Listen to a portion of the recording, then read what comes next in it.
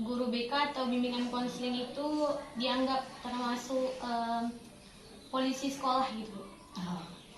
Sejauh ini karena kita memang belum ada di sini, kita belum tahu. Tapi seandainya kalau demikian terjadi ada di sekolah kita ini, mungkin bukan menganggap itu polisi, tetapi mungkin sebagai sahabat mungkin ya, tempat mengadu. Apalagi di sekolah ini untuk tahapan SD, kalau dianggap guru itu sebagai orang tua beliau di sekolah.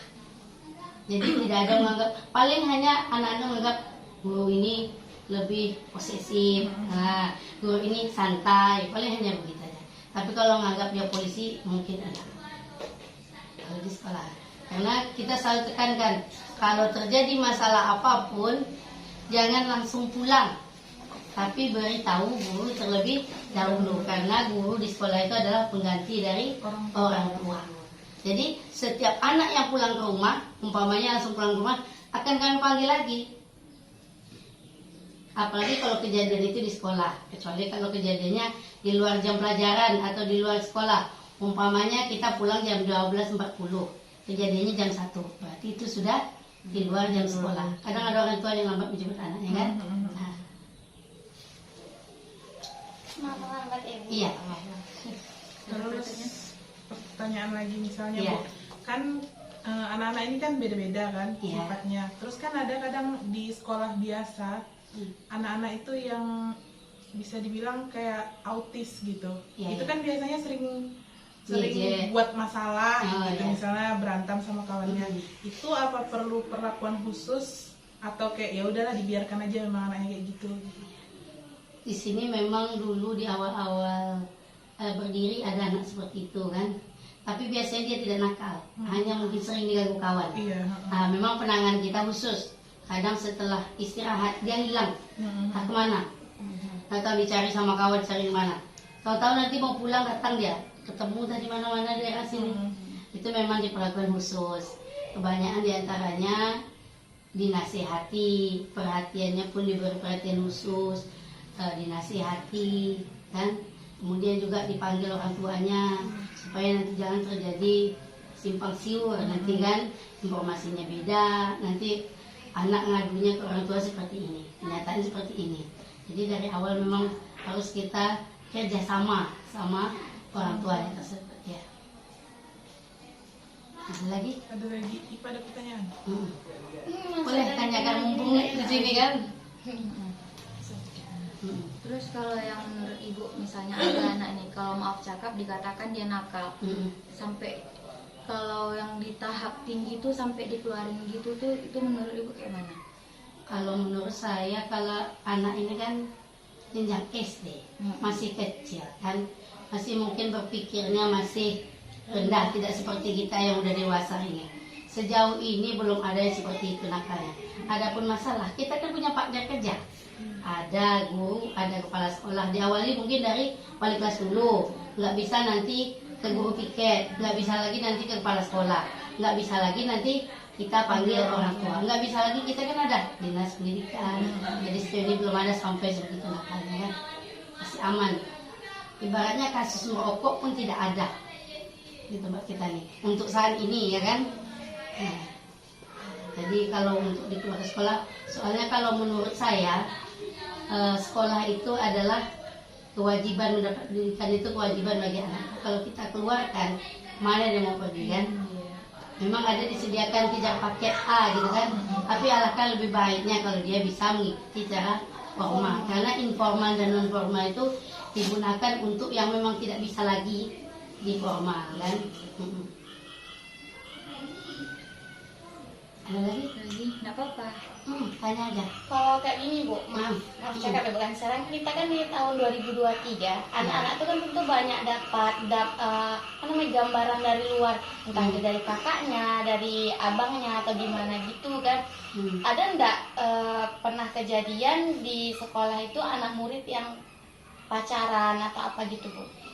Satu di kelas tinggi ya, kelas 6 gitu, kelas 5 gitu kan. Kalau di sini ya, dulu ibu udah ngajar kelas 5, kalau untuk pacaran sepertinya belum ada. Tapi kalau merasa suka, senang, ada. Kita lihat dari gerak-geriknya, tingkah lakunya, cara berbicaranya, gaya bahasa tubuhnya ada. Tapi kalau untuk pacaran sejauh ini belum ada. Untuk SD kita ini kan belum ada lagi. Soalnya banyak juga kan Iya. nengok anak-anak kecil gitu kan, Ah. apalagi zaman sekarang gitu. Iya, kalau SD kita belum ada seperti itu kan. Cuma rasa suka sepertinya kadang ada gitu kan, cuma mungkin yang masih kecil ya. Masih baru-baru puber. Iya. Heeh. Terus Bu, gimana langkah-langkah dalam menangani siswa-siswa yang melanggar peraturan di sekolah ini? Ya, seperti yang sudah saya sampaikan tadi, apabila terjadi masalah apapun, sekecil apapun di sekolah, pertama karena kita tidak ada guru BP, jadi kita langsung ditangani oleh wali kelasnya. Kita tangani, kemudian jika tidak selesai, kan, baru kita menghadap ke guru piket. Enggak selesai juga, kita bawa ke kepala sekolah. Nanti sampai kepala sekolah, baru kita buat surat pemanggilan kepada orang tua. Tapi kalau saya pribadi wali kelas, sebelum sampai kepada kepala sekolah, saya yang manggil dulu suratnya ke orang tua. Kalau saya pribadi, ya kan, sebelumnya ini sampai ke atas. Tapi kalau enggak juga sampai kepala sekolah, diberi surat ke orang tua, disuruh orang tua itu datang ke sekolah untuk bermusyawarah bagaimana caranya menghadapi masalah ini. Nah, biasanya kalau sampai ke orang tua itu, kalau untuk anak SD ini biasanya sudah selesai. Jarang yang sampai ke dinas. Biasanya sampai di situ karena mungkin pendidikannya juga masih rendah, cara pandang anak pun. Kalau biasa kalau SD ini anak itu masih takut sama orang tua. Nah, sampai ke orang tua biasanya sudah selesai. Tapi ibaratnya kerjasama lah kita kan sama orang tuanya.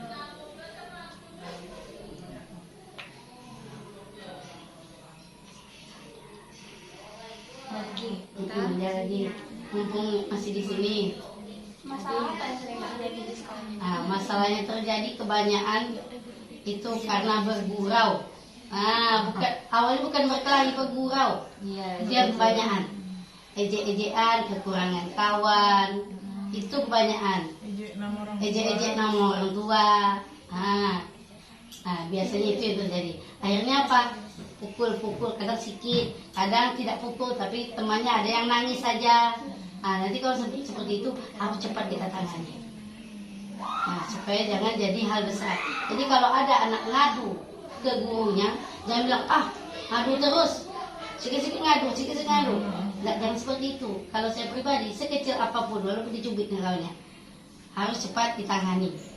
Karena anak tuh sebenarnya berantem pun dia, itu cuma 1 menit 2 menit, paling lama 1 jam. Habis itu main lagi dia nanti, pasti peluk-pelukan. Kalau umpamanya kalau orang tua di rumah, anaknya berantem, orang tuanya itu berantem kan, itu salah. Kenapa? Nanti orang tuanya berantem, anaknya udah peluk-pelukan, udah main sama lagi, ya kan? Nah, jadi kalau saya pribadi, mungkin ya sebelum terjadi hal yang besar, ditangani memang dari kecil. Nah, nanti pun kita kalau sering terjadi kayak gitu, kita informasi juga ke orang tua. Kita kan ada punya grup wali kelas, wali murid. Nanti ada masalah, sekalipun tidak bikin PR, kita beritahu ke orang tuanya. Jadi seandainya pun anaknya nggak naik segala macam, dia udah tahu dulu, udah punya gambaran lah. Nah, bahkan mungkin pemanggilan gitu, atau kita datang ke rumahnya sekedar untuk sharing sama orang tuanya, ini anak kita di mana gitu kan. Kalau ibu pribadi udah pernah sampai ke rumah wali murid? Pernah, tapi biasanya bukan karena kenakalan, tapi karena nilai belajar anak. Umpamanya anak ini nombor belajar, pergi ke rumah orang tuanya, ibu anak kita kayak mana nih? Kalau terus kayak gini, nanti dia bisa nggak naik kelas. Kita kan punya KKM.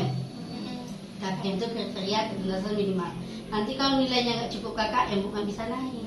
Jadi bagaimana lah kerjasama kita supaya anak kita ini bisa naik kelas, bisa belajarnya bagus. Sudah sering kayak gitu, hampir setiap tahun. Biasanya di 3 bulan pertama itu udah mulai setelah ujian semester. Nanti berkelanjutan sampai nanti sebelum bagi rapor. Jadi anak nih dia tidak naik kelas pun dia udah punya bayangan. Berarti kita udah berusaha semampu kita kan. Tapi kalau kita diam aja nanti dia kaget. Nggak ada kasih tahu nggak naik kelas anak saya gitu kan. Makanya aku nggak mau ke sekolah gitu kan. Nah, kalau saya pribadi seperti itu.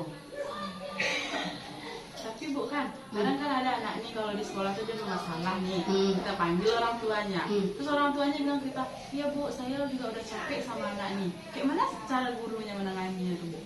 Biasanya Orang tuanya kan nggak mau gitu. Kita capek. pun kayak nggak tahu perilaku anaknya gimana. Kebanyakan kalau di sini mungkin masih SD kan, SD kan masih bisa dikontrol kan. Memang biasanya bukan, saya nggak tahu lagi, biasa orang tua bilangnya di rumah dia juga seperti itu Bu, kayak gitu kan. Jadi orang tua biasa bilang gini, marahin aja dia Bu, nggak apa-apa. Nah gitu biasa orang tua bilang kayak gitu kan, marahin aja Bu, nggak apa-apa katanya kan. Cuma kita kan zaman sekarang banyak yang tidak boleh, nanti kita melanggar HAM. Jadi kita semampu kita. Nah, nanti kalau kita keras nanti kan HAM pula kita jadinya kan. Semampu kita ya, sering komunikasi sama orang tua. Ada juga seperti itu dulu murid. Setiap pagi dia datang sekolah ini kan, diam di bawah, nggak mau sekelas. Kadang-kadang hilang ke kemana kan. Ya lama-lama akhirnya selesai juga. Ya harus sabar itulah kan. Ada lagi? Lagi? Udah? Rasa kami udah ada pertanyaan. Iya. Nanti kalau ada yang kurang lagi, ada yang perlu ditanyakan lewat WA aja. Ibu telepon itu WA ini juga. Iya. Terima kasih untuk Ibu atas waktu yang diberikan kepada kami. Saya tutup. Saya sampai. Ya, salam. Terima kasih juga Ibu ucapkan kepada anak